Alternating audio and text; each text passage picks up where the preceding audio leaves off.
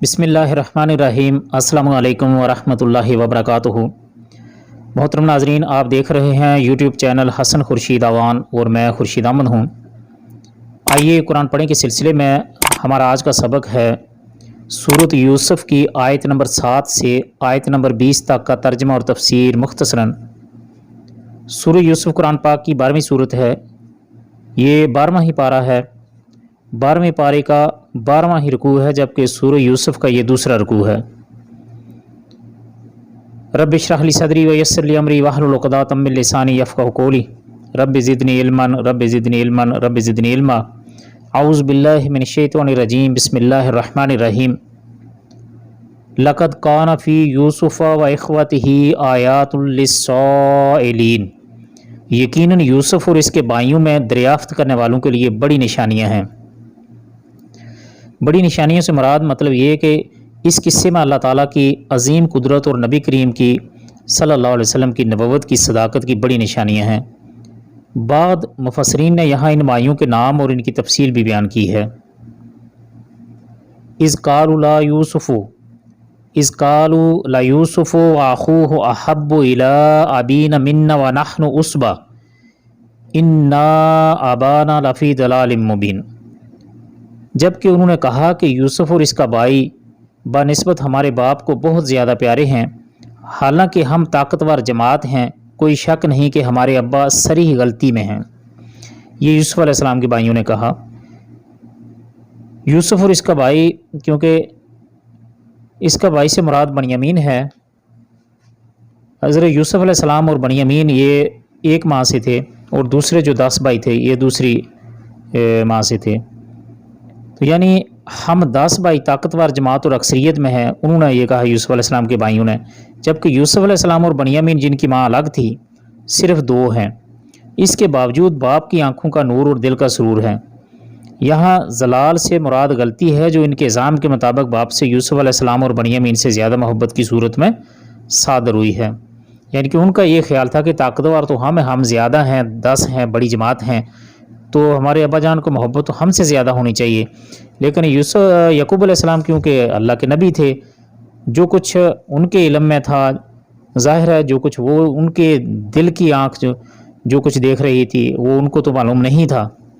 तो यकूब अलैहिस्सलाम यकीनन उनमें आने वाला जो मुस्तकबल है उसके बारे में कुछ ना कुछ उनको होगा, उनकी निशानियाँ कुछ ऐसी होंगी कि ये बच्चे बड़े होकर ये नबी बनेंगे या कोई बड़े अल्लाह वाले लोग बनेंगे। निक्तुलु यूसुफ़ा अब इतरहू अर्दन यखलुक लकुम वजहु अबीकुम व तकूनु मिन बादिही कौमन सालिहीन। यूसुफ को मार ही डालो, इसे किसी नामालूम जगह फेंक दो कि तुम्हारे वालिद का रुख सिर्फ तुम्हारी तरफ ही हो जाए, इसके बाद तुम नेक हो जाना। यानी उसके बाद उन्होंने ये फ़ैसला किया यूसुफ अलैहिस्सलाम के उन भाइयों ने, चलो ऐसा करते हैं, एक दूसरे को कहने लगे, मशवरा किया कि क्यों ना इसको मार ही दें और कहीं फेंक देते हैं और उसके बाद जो कत्ल करेंगे उस गुनाह से तौबा कर लेंगे। नेक हो जाना से मुराद यानी इससे मुराद ताइब हो जाना है, यानी कुएं में डालकर या कत्ल करके अल्लाह से इस गुनाह के लिए तौबा कर लेंगे।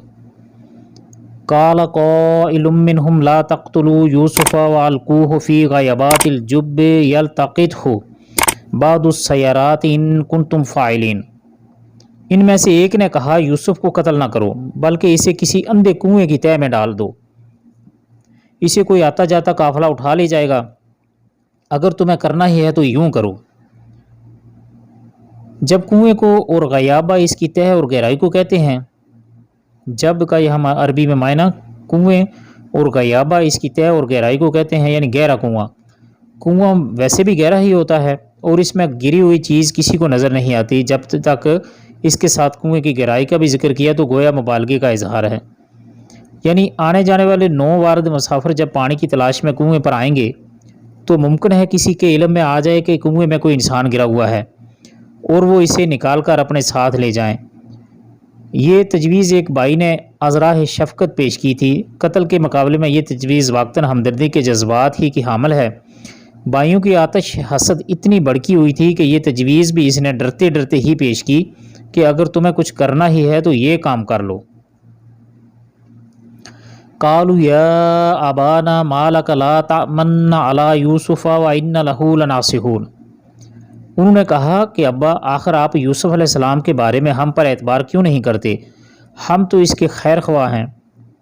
اس سے معلوم ہوتا ہے کہ شاید اس سے قبل بھی برادران یوسف علیہ السلام نے یوسف علیہ السلام کو اپنے ساتھ لے جانے کی کوشش کی ہوگی اور باپ نے انکار کر دیا ہوگا۔ اس لیے تو انہوں نے یہ کہا کہ یوسف علیہ السلام کے بارے میں آپ ہم پر اعتبار کیوں نہیں کرتے کہ ہمارے ساتھ کھیلنے کودنے کے لیے کیوں نہیں انہیں بھیجتے؟ تو شاید یہ معاملہ پہلے بھی پیش آیا ہوا ہوگا، تو اس لیے انہوں نے جب یہ دوبارہ کہا کہ آپ اعتبار کیجیے اور ہمارے ساتھ انہیں جانے دیجیے۔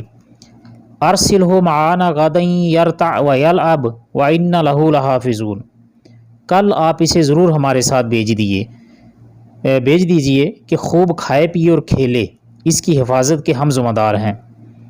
کھیل اور تفریح کا رجحان انسان کی فطرت میں شامل ہے، اسی لیے جائز کھیل اور تفریح پر اللہ تعالیٰ نے کسی دور پر بھی پابندی نہیں لگائی۔ اسلام میں بھی اجازت ہے لیکن مشروط، یعنی ایسے کھیل اور تفریح جائز جن میں شرع قباحت نہ ہو یا محرمات تک پہنچنے کا ذریعہ بنے۔ چنانچہ حضرت یعقوب علیہ السلام نے بھی کھیل کود کی حد تک کوئی اعتراض نہیں کیا، البتہ یہ خدشہ ظاہر کیا کہ تم کھیل کود میں مدہوش ہو جاؤ گے اور اسے بیڑیا کھا جائے گا، کیونکہ کھلے میدانوں اور صحراؤں میں وہاں بیڑیے عام تھے۔ اس سے یہی ظاہر ہوتا ہے کہ وہاں بیڑیے بہت زیادہ ہوں گے، اور پہلے بھی انہوں نے انسانوں پر وہ حملہ بھی کرتے رہے ہوں گے، ایسے واقعات پیش آئے ہوں گے، اس لیے یعقوب علیہ السلام نے یہ خدشہ ظاہر کیا۔ قال انی لیحزننی ان تذهبوا به واخاف ان یاکلہ الذئب وانتم عنہ غافلون۔ یعقوب علیہ السلام نے کہا اسے تمہارا لے جانا مجھے تو سخت صدمہ دے گا، اور مجھے یہ بھی کھٹکا لگا رہے گا کہ تمہاری غفلت میں اسے بیڑیا ہی کھا جائے۔ قالوا لئن اکلہ الذئب ونحن عصبۃ انا اذا لخاسرون۔ انہوں نے جواب دیا کہ ہم جیسی زور آور جماعت کی موجودگی میں بھی اگر اسے بیڑیا کھا جائے تو ہم بالکل نکمے ہی ہوئے۔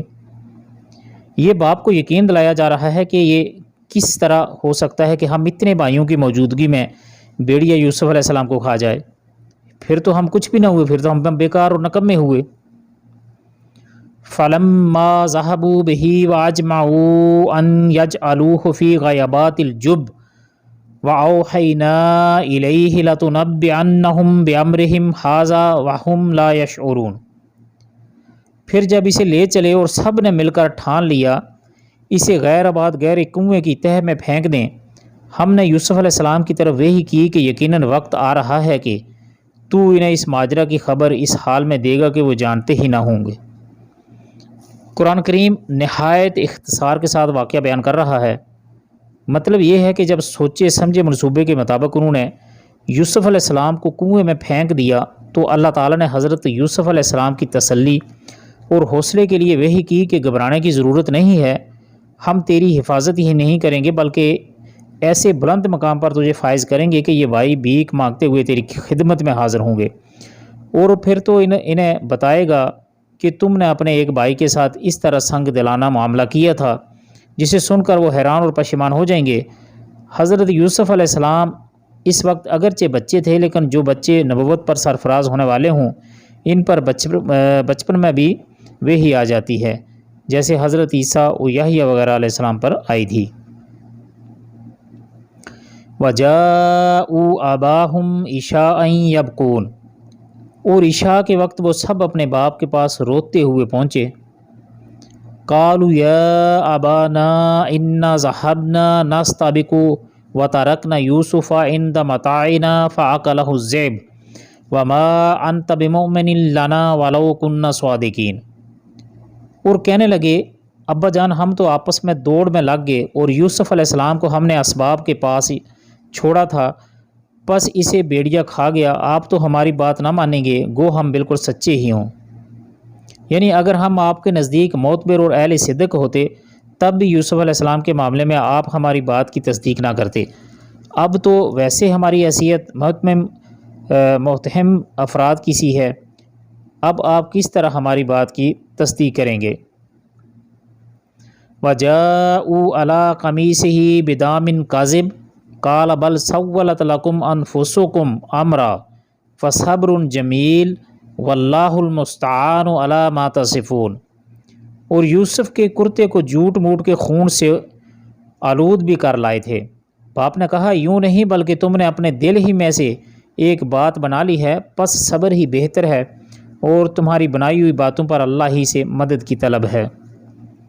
کہتے ہیں کہ ایک بکری کا بچہ ذبح کر کے یوسف علیہ السلام کی قمیض خون میں لت پت کر لی اور یہ بھول گئے کہ بھیڑیا اگر یوسف علیہ السلام کو کھاتا تو قمیض کو بھی پھاٹنا تھا۔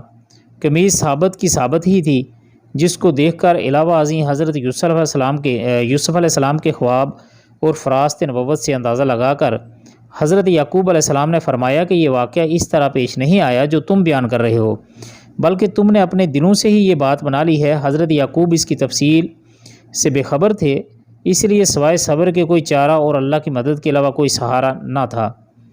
منافقین نے جب حضرت عائشہ رضی اللہ عنہ پر تہمت لگائی تو انہوں نے بھی نبی صلی اللہ علیہ وآلہ وسلم کے افہام اور ارشاد کے جواب میں فرمایا تھا واللہ لا اجد لی ولا لکم مسئلہ علی ابا یوسف فصبر جمیل واللہ مستعان علی ما تصفون۔ اللہ کی قسم میں اپنے اور آپ لوگوں کے لیے وہی مثال پاتی ہوں جس سے یوسف علیہ السلام کے باپ یعقوب علیہ السلام کو سابقہ پیش آیا تھا، اور انہوں نے فصبر جمیل کہہ کر صبر کا راستہ اختیار کیا تھا، یعنی میرے لیے بھی سوائے صبر کے اور کوئی چارہ نہیں۔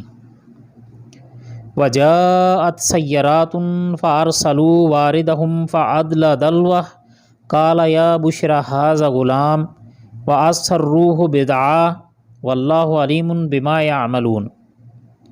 اور ایک قافلہ آیا اور انہوں نے اپنے پانی لانے والے کو بھیجا، اس نے اپنا ڈور لٹکا دیا، کہنے لگا واہ واہ خوشی کی بات ہے، یہ تو ایک لڑکا ہے۔ انہوں نے اسے مال تجارت قرار دے کر چھپا لیا، اور اللہ تعالیٰ اس سے باخبر تھا جو وہ کر رہے تھے۔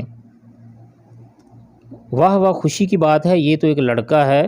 وارد اس شخص کو کہتے ہیں جو قافلے کے لیے پانی وغیرہ انتظام کرنے کی غرض سے قافلے کے آگے آگے چلتا ہے تاکہ مناسب جگہ دیکھ کر قافلے کو ٹھہرایا جا سکے۔ یہ وارد جب کنویں پر آیا اور اپنا ڈول نیچے لٹکایا تو حضرت یوسف علیہ السلام نے اس کی رسی پکڑ لی۔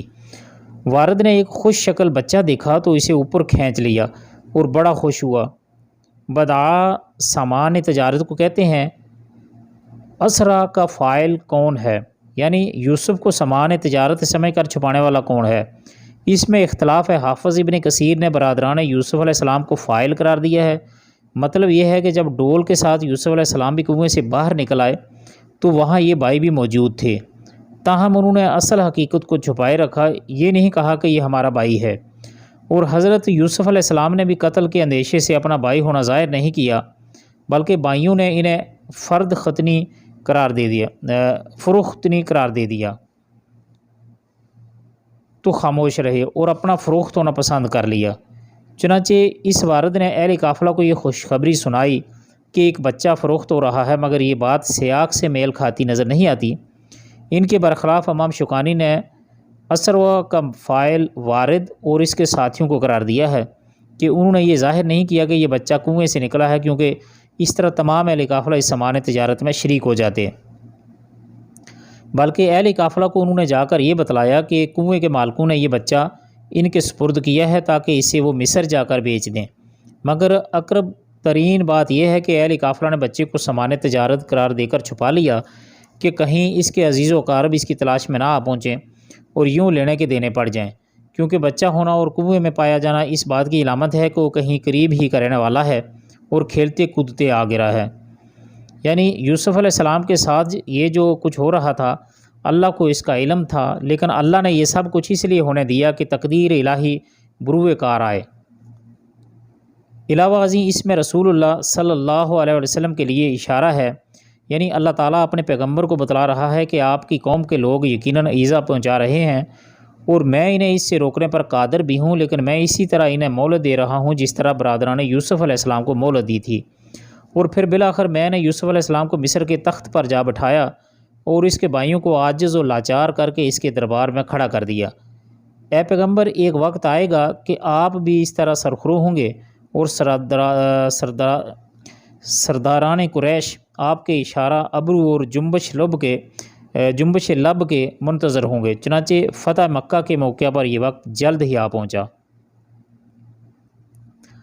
وَشَرَوْهُ بِثَمَنٍ بَخْسٍ دَرَاهِمَ مَحْدُودَةٍ بخسن دراہما معدودہ وکانو فیہ من الزاہدین، انہوں نے اسے بہت ہی ہلکی قیمت پر گنتی کے چند درہموں میں بیچ ڈالا، وہ تو یوسف کے بارے میں بہت ہی بے رغبت تھے۔ بھائیوں، یا دوسری تفسیر کی روح سے اہل قافلہ نے بیچا، یعنی انہوں نے یہ بھائیوں نے بیچا، یا اگر دوسری تفسیر دیکھی جائے جو اس سے سابقہ گزری ہے تو اس کی روح سے اہل قافلہ نے بیچا، کیونکہ گری پڑی چیزیں انسان کو یوں ہی کسی محنت کے بغیر مل جاتی ہے، اس لیے چاہے وہ کتنی بھی قیمتی ہو اس کی صحیح قدر و قیمت انسان پر واضح نہیں ہوتی۔ محترم ناظرین، یہ تھا ہمارا آج کا سبق۔ اللہ تعالیٰ سے دعا ہے کہ اللہ تعالیٰ ہمارا پڑھنا اور سننا قبول عام فرمائے۔ اللہ تعالیٰ ہمیں اپنی زندگیاں قرآن پاک کے بتلائے ہوئے طریقے کے مطابق ڈالنے کی توفیق عطا فرمائے۔ اللہ تعالیٰ اسلام کا غلبہ دنیا کے کونے کونے پر پہنچائے۔ اللہ تعالیٰ ہم سب کو دینی اور دنیاوی ہر قسم کے فتنوں سے محفوظ فرمائے۔ آپ سب کے قیمتی وقت کا بہت بہت شکریہ۔ ملتے ہیں اگلی ایک ویڈیو میں، تب تک کے لیے اللہ حافظ، اپنا بہت سا خیال رکھیے گا، اور ہمارے اس چینل کا بھی۔ السلام علیکم ورحمۃ اللہ وبرکاتہ۔